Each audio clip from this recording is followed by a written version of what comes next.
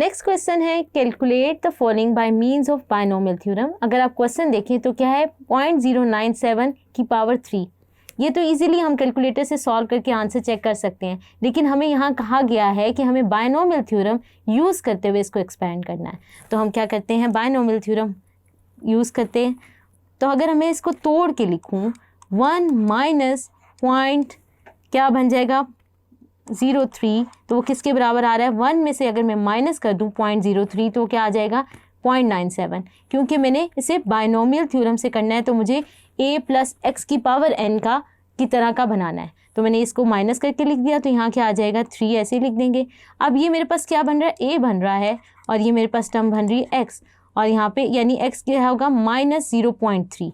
तो अभी हम स्टार्ट करते हैं। अगर मैं बायनोमियल की जो है वो थ्योरम लिख लूँ तो क्या आ जाएगा हमारे पास, a क्या होता है NC0 an plus NC1 an-1 up to x plus NC2 an-2 x2, और यहाँ पे 3 है तो NC3 तक हम जाएंगे और इसको हम लिख लेते हैं।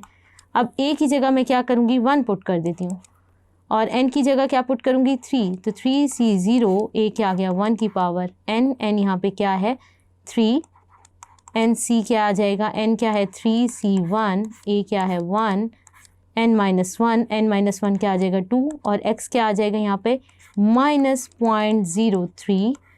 इसी तरह NC2 लिख लेती हूँ, NC2 मीन 3C2 a क्या है यहाँ पर 1 n-2 यानी 3 - 2 तो ये क्या आ जाएगा 1 और x क्या है -0.03 की पावर 3, NC3 क्या आ जाएगा 3C3 a क्या है 1 3 - 3 क्या हो जाएगा 0 और यहाँ पे जो आएगी क्या आएगी 0.03 की पावर 3।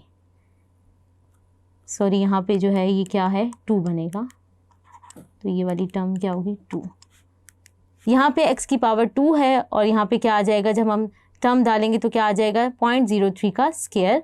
तो अगर हम इसको डायरेक्ट कैलकुलेटर से एवोलेट कर लें तो हमारे पास कुछ रिजल्ट इस तरह आ जाएगा जैसे कि आप अपनी स्क्रीन पे देख सकते हैं। तो हमारे पास रिक्वायर्ड आंसर आ गया। हमने क्या किया, बायनोमियल थ्योरम को यूज़ करते हुए हमने इसको एक्सपेंड किया। होप सो आपको ये क्वेश्चन समझ आया होगा। आइए नेक्स्ट कॉन्सेप्ट की तरफ बढ़ते हैं। Thank you.